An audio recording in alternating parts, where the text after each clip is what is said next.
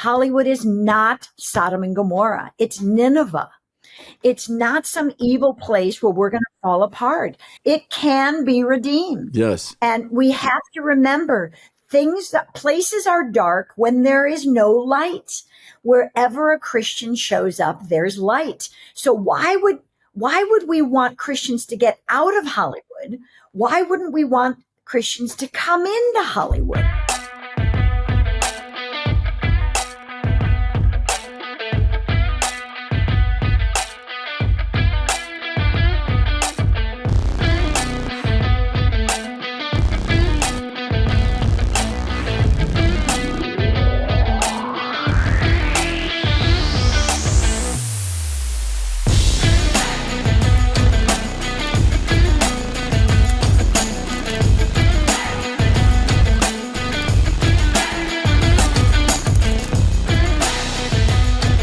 Well, welcome to Cultural Catalyst, where we help you to learn how to live fully alive, co-labor with God, and change the world. I'm your host, Kris Vallotton, and today I have Karen, is it Covell? Is that how I pronounce your last name? Yep. I did good. And you are an independent film producer, and you mentor new professionals, I'm reading it right off here, in the entertainment industry, and the founding director of Hollywood Prayer Network in Los Angeles. Wow, there's people who actually pray for Hollywood. Okay. Karen, you launched HPN in 2001, and welcome to the Cultural Catalyst Show. Thank you so much. It's nice to be here, Kris. I appreciate you bringing me on. Yeah, well, you know what? I never even heard of you till a few days ago. And my team's like, you have to have this woman on. She's amazing. And I'm like, where is she? It's like, she has a network that prays for Hollywood people. I was unaware anybody prayed for those people. Oh, my gosh. I'm partly joking. Well, we joke and say we're a well-kept secret because Christians can't believe that you can actually mix prayer and Hollywood. Yeah. Yeah, I would say my opinion would be pray harder. And my opinion is it'd be way worse if we weren't here. Absolutely. I can't even imagine. Okay, so before we get started and talking about prayer Hollywood, let's learn a little bit about you. So how did you find the Lord? How long have you known the Lord? And then tell us a little bit about how you got to Hollywood. Well, it's kind of a funny story. I grew up in a home in a suburb of Chicago, and we went to church every Sunday, but we didn't talk about God. We didn't pray. We just went to make sure if we didn't show up, we'd go to hell. So I faithfully did that. And then I got assigned a college roommate. And in college, I left Chicago and went to USC. I was a theater producing major. And I met this roommate in my dorm, and she was an amazing person who all through my freshman year kept telling me about God, telling me about Jesus. By the end of my freshman year, I was walking through campus and I said, God, I want what Debbie has, except there are three things I don't want. I don't want to tell anybody about you. I do not want to be a missionary, and I don't want to go to Africa. Other than that, you have all of me. And I waited for lightning and nothing happened. And I walked back in my dorm room and she looked at me, and literally the second I walked in, she said, something's different about you. I said, no, I ignored her. That night we're doing homework. She said, something has changed. What's going on? And I said, nothing. The next morning, it's like Peter and the cock crowing.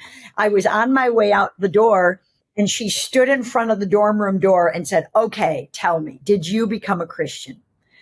I just started crying. How could that happen? How would you know? You know, she was all excited. I said, I've got to go to class. I'll tell you later. And I walked out the door and shut the door and said, God, I'm only telling Debbie, nobody else.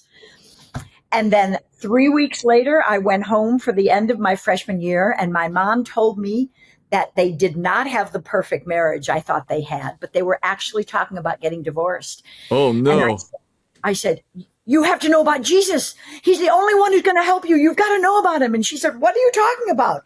So I told her, Jesus changes your life. He changed mine. He's going to change yours. So right there, I bumbled my way through telling my mom how to become a Christian. She became a Christian. 2 weeks later, she sat me down at a restaurant and said, okay, tell your grandmother what you told me. And right there, my grandmother became a Christian.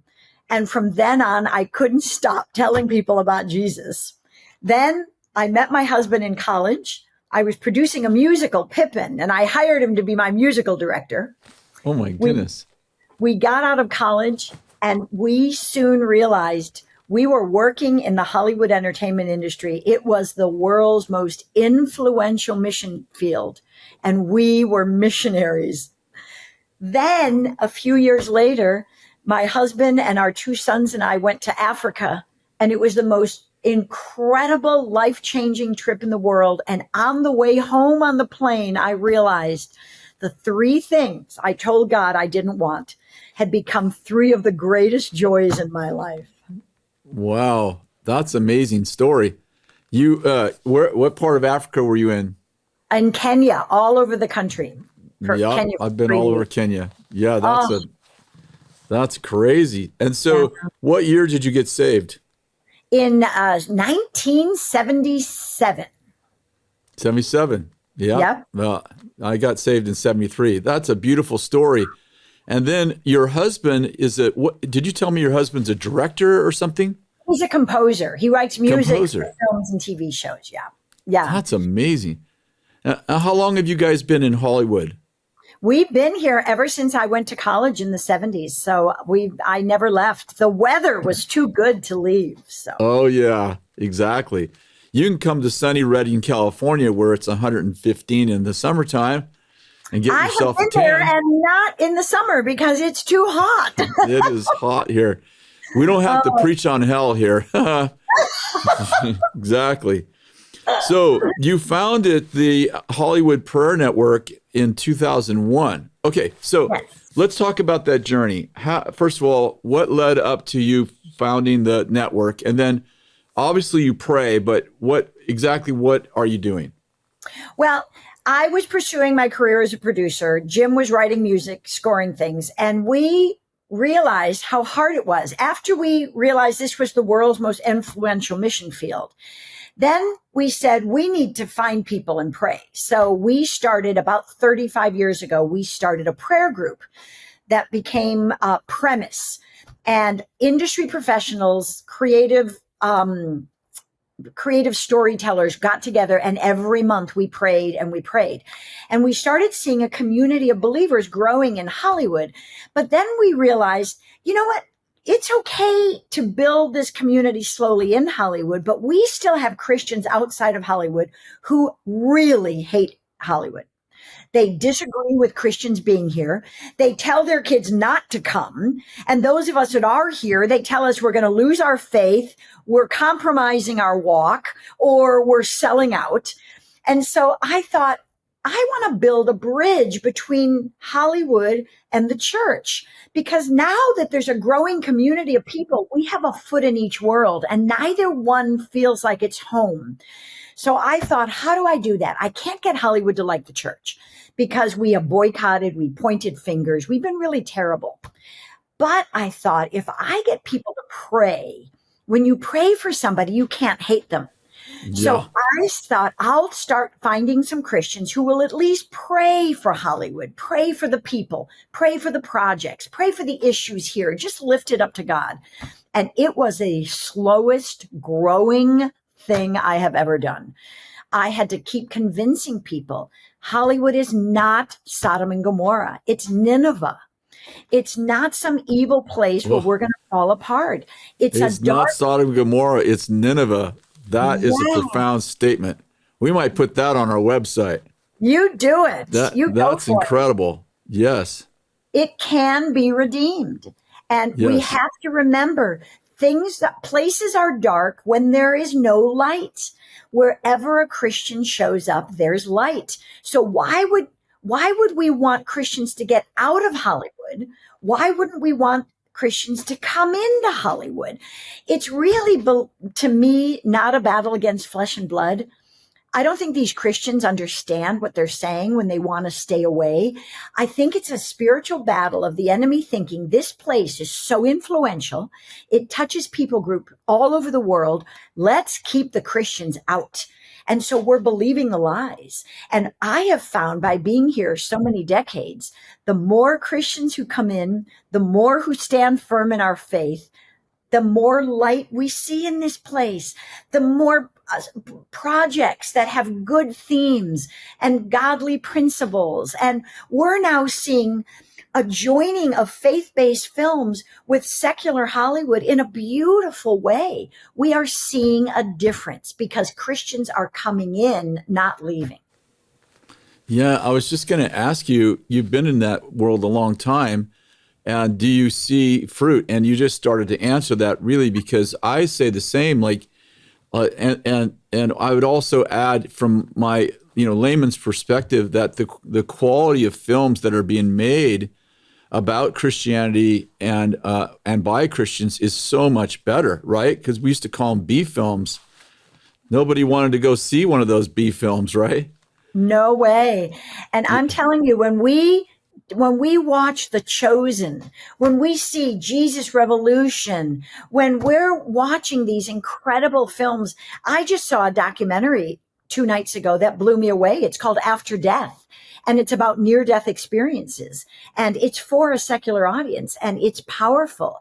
And we are seeing these changes because there's more prayer. There are more Christians who are excellent at what they do, who also share their faith, love the people around them. And I think there are less and less Christians judging Hollywood because they're realizing it's important for Christians to be everywhere on the globe. Yeah. Okay, now let's talk about a prayer network, because you're not the only one praying, right? You've raised up a whole bunch of people to pray. And so what does that look like? How do you pray? Is it charismatic? Like what I'm looking for is like, what does it actually look like? We have many different divisions. What we have is, first of all, in Hollywood, we have a Friday 1-hour prayer call on Zoom where people come on from all over the world and just pray for the global entertainment industry for an hour. Then we have a kids and teen prayer calendar that we put on our website. Every month we upload a new one, and it's for parents, kids, and youth pastors to pray through the people involved in the projects that kids are watching or listening to, so that they don't just mass consume, but that they also learn to pray. We have prayer partnerships. We've matched thousands of intercessors outside of Hollywood with Christian professionals inside of Hollywood, and they pray for them as their media missionary. We have local chapters all around the world. We now have 172 chapters in 42 countries. Wow. We have Christians all over the globe praying for the entertainment community in their own region and Hollywood and the global entertainment industry. We have had 2 major local chapter summits in the last 8 years where we've had hundreds of local chapter directors from all over the world come together in Hollywood and pray for each other and dream together and plan together. And we are seeing so much connections. More and more Christians are working together. We have local events all the time. We have prayer events. We have meetings. We have dinner parties. We have more creative ways to get people to connect and to pray and to know that they're not alone. That's really beautiful. You've been in the industry a long time. Do you have any, do you have a favorite testimony? Oh my gosh, there are so many. There's one fun one where my husband and I were reading the trade papers, and we read about this young couple who were new to Hollywood making films, married couple. Very few married couples end up really working together. And so we were intrigued, and we decided we wanted to meet them. So we tracked them down. We got to be friends. We would spend time together. We'd go out to dinner. And then their next film got into production, and they turned to Jim and said, "We'd love to have you write the music for our film." Well, we loved them as people, but we didn't like the films that they made. They were not films that we were wild about. So Jim said to me, "I've got to say no. We're going to lose the friendship, but I cannot work on this type of film." So he asked me to go with them, and we went to their home. And we sat down on a Friday and said to them, "We love you guys. We will be friends with you forever. We want to walk through life with you, but Jim said, I can't work on your show. I'm the wrong guy for that. And they looked at him and said, what are you talking about? We have never met anyone who turned down work. And he said, well, it's just not the right film for me. And they said, what do you mean? And he said, well, I just have a different standard than some people do. And I know that someday I'm going to stand before God. And when I do, I want him to be pleased with all the choices that I made. Oh. And this is a tough film for me to feel comfortable scoring. She burst into tears. He got mad. It was a really tense moment. And we kept trying to explain to them, it's just, we're not judging you. We just have to be comfortable with what we work with. We finally left. It was so hard. We heard nothing all weekend. And suddenly Monday morning, I get a call from her and she said, Karen, I have to talk to you. And I said, why? And she said, I walked around all weekend wondering, am I a moral person? And she said, I think you have the answer to that. Can we meet? And wow. We started meeting together, and soon she became a Christian. Wow. That's so beautiful. Is she still in the film industry today? She is not today. They unfortunately had to move out of town due to health issues and such. And so but their lives changed. The next film that they produced was financed by the Lutheran Church and had a theme of abstinence. We almost passed out. Gosh, that's crazy. Now this film I can work on. Exactly. I can write the love story for this one. But there's story after story of Christians showing up in unexpected places. Yeah. And it's miraculous. You know, what's the inside story on the strike, and how are you praying for is it the SAGA strike they call it, the actors and producers strike? It's SAG-AFTRA. It started with the Writers Guild, and the Writers Guild negotiated, and the AMPTP, which is the Association of Producers and Executives, they settled. But in the meantime, the actors started striking, and they're still striking, and they have not come to an agreement. And these strikes have been really devastating to our industry. First, we were in a pandemic, and projects stopped. Then immediately we got out of that and right into a strike. And there are people having to sell their homes. There are people desperate to find work. It's really, really tough. We have no television season. I don't know if you watch any television, but every fall is a brand new season of television. And Blue Bloods. I watch Blue Bloods. Hey, there you go. You hang in there. That's a good one. I love that show. We watch it religiously. I'm actually watching the reruns right now. Well, that's why you're watching reruns, because exactly. They're not shooting anything new. So it's been hard on the industry, and we've had wonderful opportunities to share our faith with people, to walk on the picket lines with others. I got some water bottles and made new labels saying Hollywood Prayer Network, how can we pray for you? And we've been passing those out and getting people to pray. It's been good for us to reach the needs of people, but it's been really, really hard for the industry. Yeah, I can imagine. What is the basic premise of their strike on the actor side? Just more money, or? It's three things as well. It's more money. It's getting residuals on streaming services that are not paying people for their work, and how they fit into AI. Because when you get into artificial intelligence, the actors don't want you to take their image and not pay them for it. So that's really important. So it's a really interesting issue that has to be dealt with. It's funny how much intellectual properties with social media have been robbed and how it's changed. It is so hard. The worst has been in the past music. My Jim, as a composer, they can take music off of anything, and then the composers don't get paid for what they write. It's very difficult.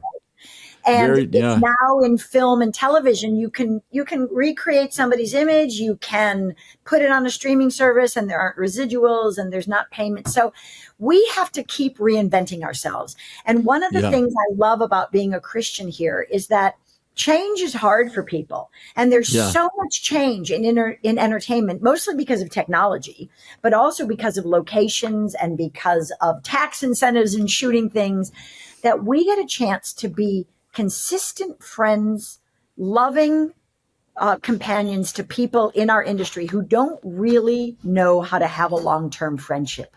It's a Yeah. very nomadic industry. People are moving all the time with different film shoots, with different locations, with different projects. And the Christians here get to really put down roots and say, we're here for the long haul. We love you. We want to be here with you. We want to pray for you. We want to support you. And it's so much easier than Christians on the outside think it is. It's just Yeah. relational. It's Yeah. loving people. That's all it is. And then watching God do miracles in people's lives. And we just need more support from the outside to say, let's pray for them. Let's send talented young people to Hollywood. There's a Yeah. wonderful community here. I tell parents, call me directly. I will talk to you about how we can take care of your child coming into Hollywood, because there are great churches. Our website has amazing resources. We have a list of over 100 churches that are solid in Los Angeles. Wow. We have ways to get plugged into people to know how to find an agent, to how to get work, how to find small groups to get support, how to find prayer partnerships. If there's a question, we'll figure out an answer for it. Well, and they can get in touch with you. Let's see. Okay, here it is right here. It's Hollywood, right? Yep. HOLLY. HollywoodPrayerNetwork.org. Okay. And are you guys, it sounds like you even have some kind of mentoring. Are you guys mentoring people, these young people that come in? We do. We have ways to mentor them, to plug them into community, to help talk through. A lot of artists aren't sure.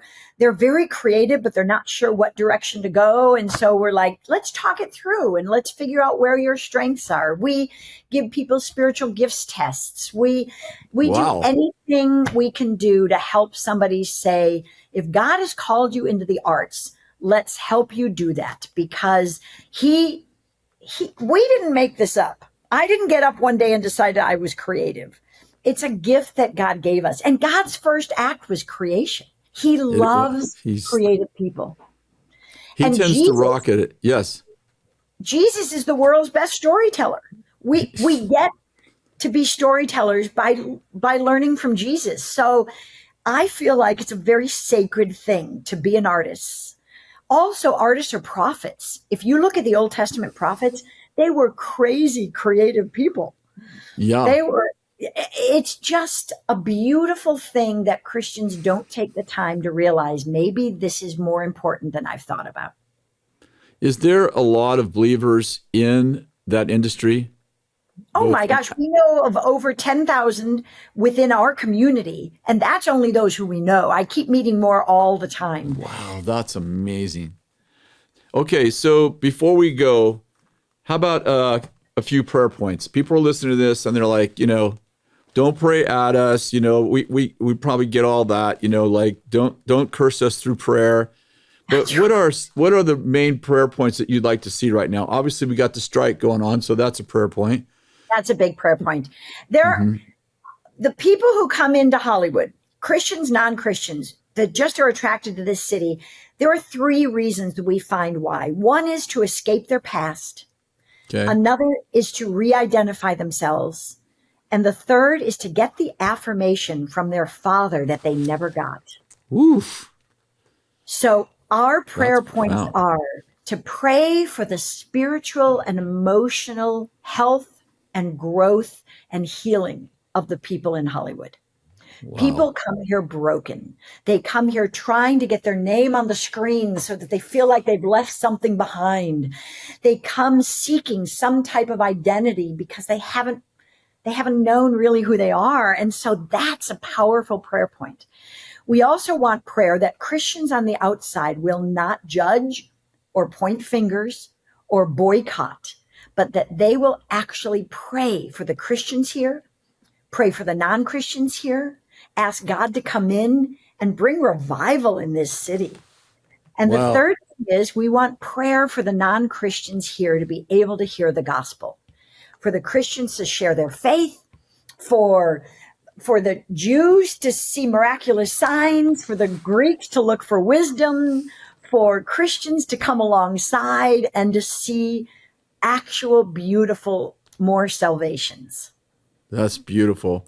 Hey, I have one more question. We have about 2 more minutes, and it's a question that's not on my list here, but I've been wondering it for a while. So the Me Too movement of about, I think, recollection 5 years ago, maybe started 6 years ago.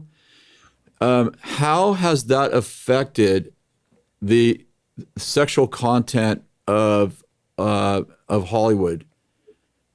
Well, ironically, it hasn't changed. People haven't said we shouldn't show sex on the screen. What it's done is, in a crazy way, people are now hiring professionals to come in. They call them intimacy coaches, to help them walk through a process of showing sex on the screen. So it's a crazy process of saying we're still going to do it, but we're going to do it with an intimacy coach to help you emotionally and physically know how to handle it and how to do it. So what we say is things won't change. Content won't change until the hearts of the people creating it change. So let's pray for the hearts of the people who created to change. Then they won't do that kind of content anymore. And in the meantime, for there to be enough Christians here to walk alongside people to say, do you really want to do that? Is that the best for your soul? Yeah. Just asking questions and challenging people. I'm glad I asked you the question because, from the outside in, and, as someone who started the Moral Revolution, network, and who wrote a book on moral purity, I thought, well, this Me Too movement's going to make a huge difference because, as especially women, but not just women, we're standing up and saying, hey, this director, this producer, they forced me into these sexual, explicit scenes. And I thought, man, this is going to be a huge pushback. There's going to be a huge revolution in the movie industry. And I didn't know if I was a little behind, but it didn't seem to make a difference. And then I kind of heard of these intimacy coaches. This is actually the first time I ever heard anyone that's inside actually say, yeah, this is what they're doing. But I've kind of, heard it through the grapevine, and I'm like, that can't be true. That's not how they solve this problem. But It sounds like it is how they solve the problem. And the problem that they're doing on the outside of the filming, when someone's being approached by someone or taken advantage of, is a good thing. That is saying, women, you have the power to say no. We have to tell you to use that power and do that, and not think it's going to wreck your career or it's worth selling your soul to get ahead. Yeah. So there are conversations about that are very important. There are finger pointing of someone who's really taken advantage of people. We have to just know that it comes from the inside. You can't make someone act right. You have to make their heart change so that they will be right. And that's what takes the longer time. Yeah. Karen, what an interesting and intriguing interview this has been. They can get in touch with you at hollywoodprayernetwork.org, and we'll put that in the comment section. So if you're watching this, you can just get on there and click on that, and then you could actually get in touch with Karen and her teams. Probably become part of the prayer network, I would assume. Oh, absolutely. Yeah. And as she pointed out, you might be a parent watching this and your kid's like, I want to go to Hollywood. And you're like, oh my gosh, not Hollywood. And this is a great reference for all parents and even, young people to say, well, I want to go there, but I don't want to be part of the cesspool of Hollywood. I don't want to be a part of the immorality that it's kind of become famous for, but I do feel called to be creative and to be in the most, as you point out, the most influential space really in the history of the world is right here. So if we're going to change the world, I mean, we're on front stage right here. That's right. Let's do it. Let's do this. Goodness. Absolutely. Karen, thank you so much for the interview. This was really beautiful. You're such a beautiful person. And I pray for you and your husband to actually be like Daniel's and Joseph's in the midst of these Nebuchadnezzars and as you pointed out, this Nineveh season, this Nineveh place. And we love you. This was very informative and very entertaining. God bless you. Thank you, Kris, so much. I enjoyed every minute of it. I appreciate you. Thank you very much. God bless. You too. Bye-bye. Bye now.